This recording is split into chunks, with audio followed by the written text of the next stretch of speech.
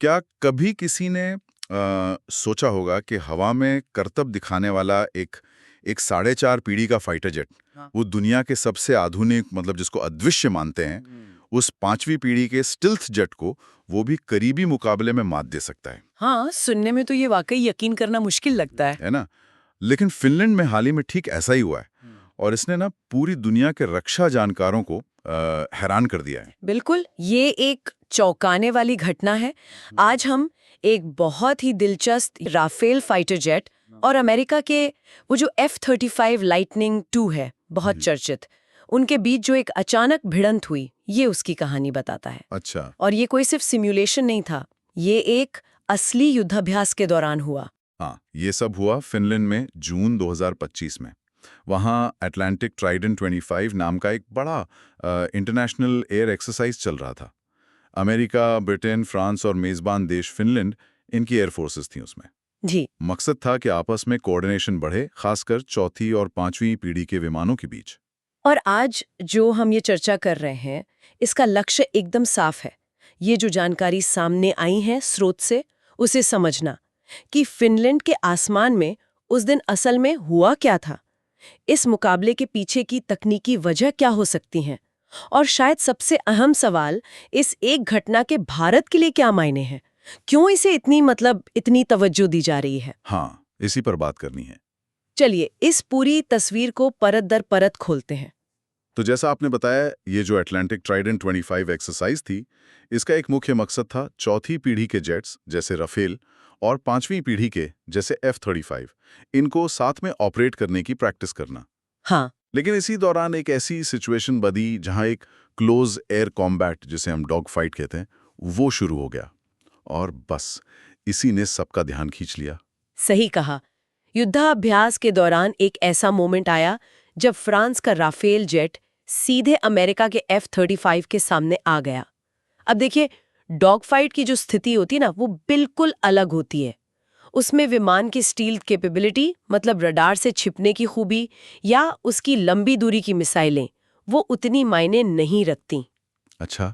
यहाँ पर विमान कितना फुर्तीला है, कितनी तेजी से कलाबाजी कर सकता है और पायलट का स्किल कैसा है, ये तय करता है कौन जीतेगा। F-35 तो अपने स्टील्थ और एडवांस्ड सेंसर्स के लिए जाना जाता है, तो शायद अमेरिकी खेमे को उम्मीद नहीं थी कि नजदीकी मुकाबले में उसे कोई ऐसी चुनौती मिलेगी। लेकिन हुआ बिल्कुल उल्टा। कमाल हो गया। हाँ। फ्रेंच पायलट ने राफेल को जिस गजब की फुर्ती और कुशलता से उड़ाया, जिस तरह के मैनूवर्स किए, वो देखकर शायद F-35 का पायलट भी हैरान रह गया होगा। जानकारी तो यही कहती है कि इससे पहले कि F-35 का पायलट संभल पाता या कुछ जवाब देता, राफेल ने उस पर किल लॉक साध लिया था। किल लॉक? ये शब्द अपने आप में काफी गंभीर है। टेक्निकल भाषा में इसका मतलब है कि राफेल के वेपन सिस्टम ने F-35 को अपने निशाने पर पूरी तरह से जकड़ लिया था। लॉक कर लिया था? हाँ, लॉक कर लिया था। मिसाइल फायर करने के लिए बस एक बटन दबाने की देर थी। अगर ये कोई असली लड़ाई होती तो F-35 का बचना लगभग नामुमकिन था। वो सेकंडों में तबाह हो चुका होता। और जो बात इसे और भी दिलचस्प बना रही है, वो है कि राफेल ने ये किया कैसे। स्रोत इशारा कर रहा है कि ये कमाल राफेल के अपने इंफ्रारेड सर्च एंड ट्रैक यानी IRST सिस्टम की वजह से हुआ। ये कैसे काम करता है? बिल्कुल सही पकड़ा आपने।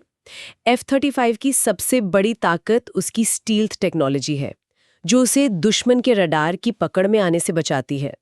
लेकिन कोई भी फाइटर जेट अपने इंजन से जो भारी मात्रा में गर्मी निकलती है, यानी इंफ्रारेड सिग्नेचर, उसे पूरी तरह छुपा नहीं सकता। अच्छा, गर्मी नहीं छुप सकती। हाँ, राफेल का जो IRST सिस्टम है, वो रडार तरंगों पर डिपेंड नहीं करता।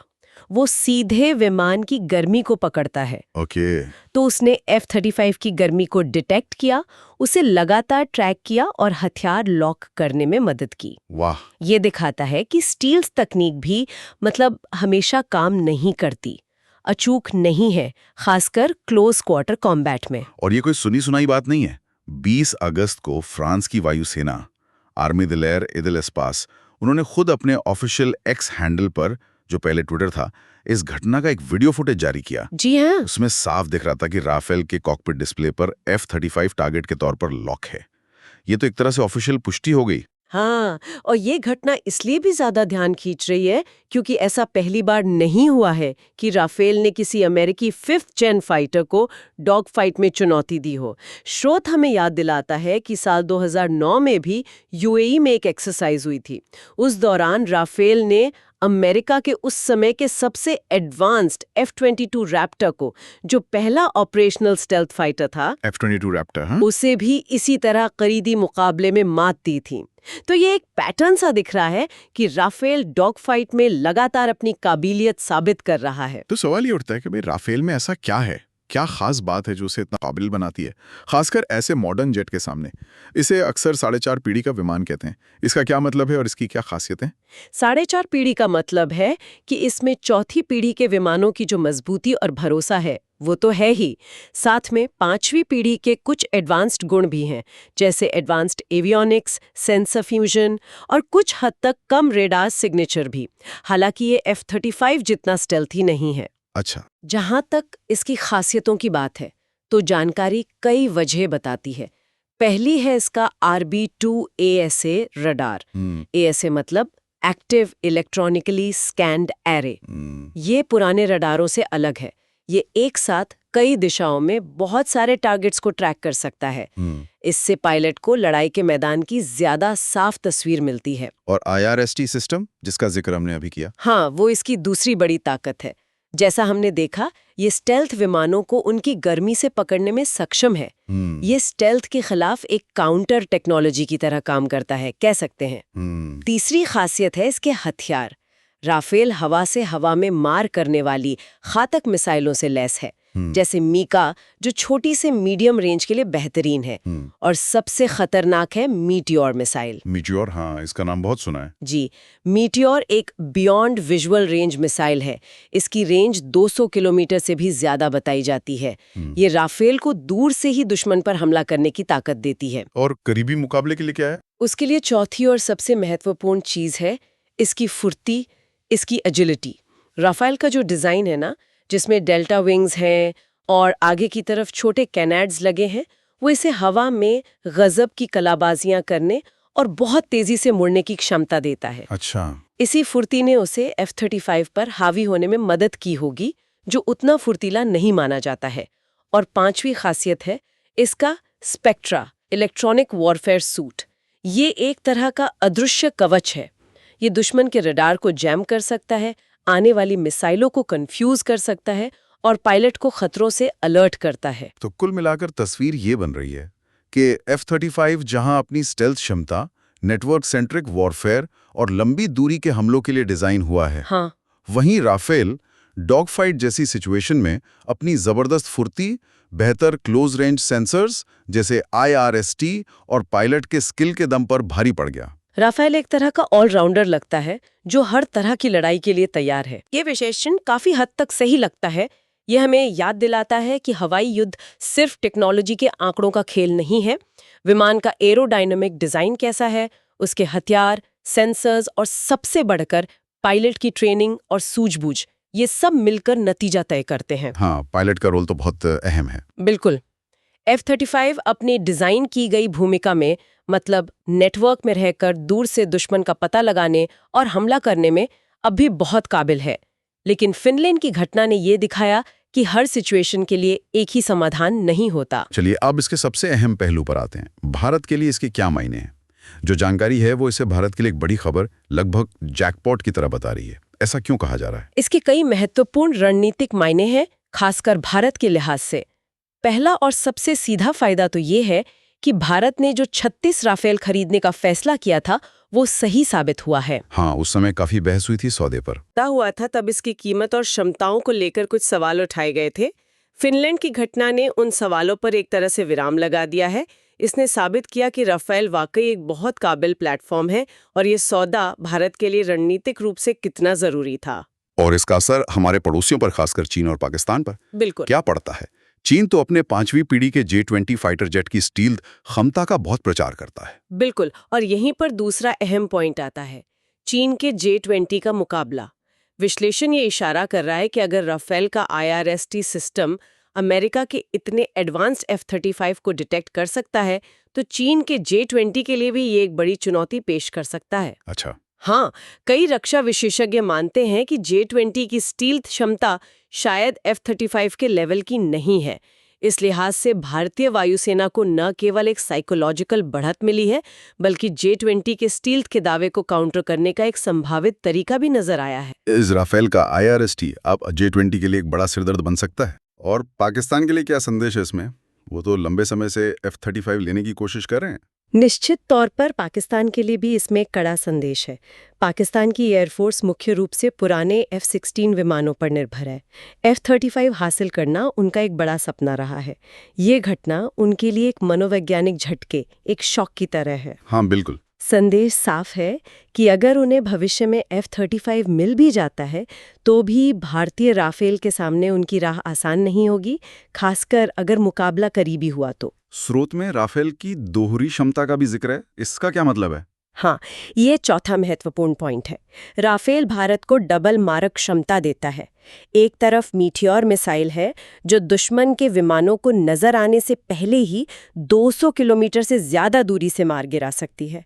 इसे कहते हैं BVR combat, beyond visual range. हाँ। और दूसरी तरफ अगर दुश्मन नजदीक आ जाता है तो राफेल अपनी फुर्ती, IRST और क्लोज कॉम्बैट मिसाइलों जैसे माइका के दम पर डॉग फाइट में भी भारी पड़ता है।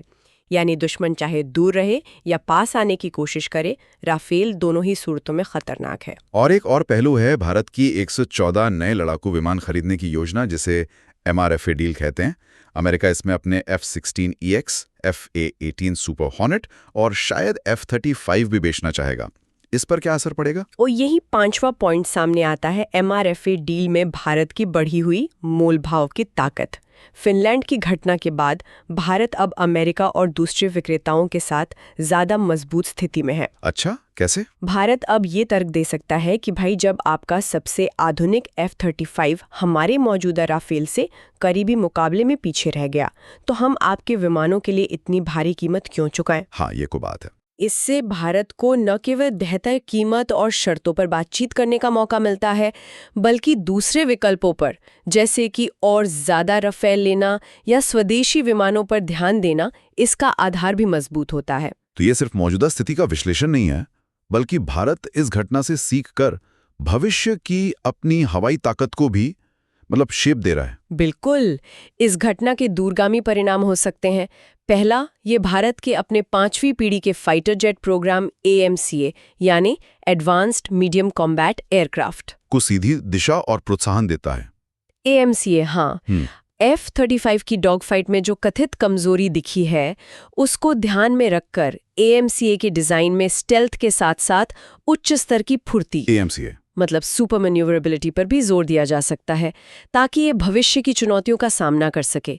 लक्ष्य शायद एक ऐसा विमान बनाना होगा जिसमें F-35 की तरह एडवांस सेंसर्स और स्टेल्थ हो, लेकिन राफेल जैसी डॉग फाइटिंग क्षमता भी हो। और क्या राफेल को और भी ज्यादा खतरनाक बनाने की कोई योजना है? स्रोत एक बहुत महत्वाकांक्षी योजना का जिक्र करता है, हालांकि ये अभी तक कंफर्म नहीं है। योजना है राफेल को ब्रह्मोस 2 हाइपरसोनिक मिसाइल से लैस करना। ब्रह्मोस 2 हाइपरसोनिक? जी हाँ, ब्रह्मोस 2 दुनिया की सबसे तेज मिसाइलों में से एक होगी। अगर राफेल जैसा फुर्तीला प्लेटफॉर्म और ब्रह्मोस 2 जैसा अचूक और तेज हथियार एक साथ आ जाए, तो ये कॉम्बिनेशन किसी भी दुश्मन की एयर डिफेंस के लिए बुरे सपने जैसा होगा। इसकी मारक क्षमता अभूतपूर्व होगी। राफेल की IRST तकनीक ने जो कमाल दिखाया, क्या उसका असर भारत के अपने स्वदेशी विकास पर भी पड़ रहा है? हाँ, ये तीसरा महत्वपूर्ण भविष्य का पहलू है। जो जानकारी मिली है उसके अनुसार भारत का DRDO और भारतीय वायुसेना वो राफेल में इस्तेमाल हुई IRST जैसी तकनीकों से प्रेरणा लेकर स्वदेशी ऑप्टिकल और इंफ्रारेड सेंसर सिस्टम विकसित करने पर काम कर रहे हैं। अच्छा। लक्ष्य है भविष्य में स्टेल्थ विमानों का पता लगाने के लिए एक स्वदेशी एडवांस सेंसर नेटवर्क तैयार करना। ये न केवल हमारी तकनीकी आत्मनिर्भरता को बढ़ाएगा, बल्कि भविष्य के हवाई युद्धों के लिए महत्वपूर्ण क्षमता देगा। अब अगर हम थोड़ा और बड़े नजरिए से देखें, तो क्या इस एक घटना ने नेटो के अंदरूनी समीकरणों पर, खासकर अमेरिका और फ्रांस के बीच, कोई असर डाला होगा? ये पूरी तरह संभव है। देखिए, जब एक सहयोगी देश का विमान दूसरे सहयोगी देश के सबसे प्रीमियम फाइटर जेट को इस तरह मात दे, तो थोड़ी असहजता या कहें कि एक कंपटीशन की भावना आना स्वाभाविक है। इससे शायद हथियारों के बाजार में भी प्रतिस्पर्धा बढ़े, लेकिन इससे भी बड़ा सवाल ये खड़ा होता है कि क्या 5वीं पीढ़ी के स्टेल्थ जेट्स ही हवाई युद्ध का भविष्य है? क्या अदृश्य होना ही सबसे बड़ी ताकत है? तो क्या इसका मतलब ये निकाला जाए कि F-35 या स्टेल्थ टेक्निक फेल हो गई है? नहीं, ऐसा कहना शायद जल्दबाजी होगी और चीज़ों को बहुत सरल बनाना होगा। F-35 एक बेहद कॉम्प्लेक्स और काबिल सिस्टम है। इसे एक खास तरह के मिशनों के लिए बनाया गया है, खासकर नेटवर्क सेंट्रिक ऑपरेशन और लंबी दूरी के सटीक हमलों के लिए। जी। उस भूमिका में ये आज भी बहुत प्रभावी है। लेकिन फिनलैंड की घटना एक महत्वपूर्ण सबक देती है कि हवाई युद्ध मल्टी डायमेंशनल होता है। इसमें सिर्फ एक टेक्नोलॉजी पर निर्भर रहना खतरनाक हो सकता है। फुर्ती, इलेक्ट्रॉनिक वॉरफेयर, पायलट का कौशल और सही रणनीति का मिश्रण, ये आज भी उतना ही महत्वपूर्ण है जितना शायद पहले था। और इससे भारत को शायद कूटनीतिक फायदा भी मिल सकता है। हाँ, बिल्कुल। ये स्थिति भारत को कूटनीतिक स्तर पर भी थोड़ी बढ़त दे सकती है, जहां वो अमेरिका और फ्रांस दोनों से ही बेहतर तकनीक और शर्तों के लिए मोलभाव कर सकता है। तो आज हमने फिनलैंड के आसमान में हुई उस दिलचस्प घटना का विश्लेषण किया, जहां फ्रांस के राफेल ने अमेरिकी F-35 पर एक करीबी मुकाबले में बढ़त हासिल की। हमने समझा कि कैसे ये सिर्फ 2 विमानों की भिड़ंत नहीं थी, बल्कि इसके भारत की रक्षा रणनीति, हमारी मौजूदा क्षमताओं और भविष्य की योजनाओं के लिए गहरे मायने हैं। बिल्कुल। जैसा कि स्रोत के विश्लेषण से सामने आया, राफेल ने अपनी असाधारण फुर्ती, एडवांस क्लोज रेंज सेंसर, खासकर IRST और पायलट की कुशलता के दम पर F-35 की स्टील्थ एडवांटेज को नज़दीकी लड़ाई में एक तरह से बेअसर कर दिया। ये न केवल भारत के मौजूदा राफेल बेड़े की क्षमताओं को सही साबित करता है, बल्कि चीन और पाकिस्तान जैसे पड़ोसियों को भी एक स्पष्ट सामरिक संदेश भेजता है। हाँ। साथ ही ये भारत के स्वदेशी AMCA कार्यक्रम और सेंसर टेक्नोलॉजी के विकास के लिए भी एक महत्वपूर्ण दिशा और सबक देता है। और अंत में यह हमें एक विचार के साथ छोड़ जाता है कि भविष्य का हवाई युद्ध आखिर होगा कैसा?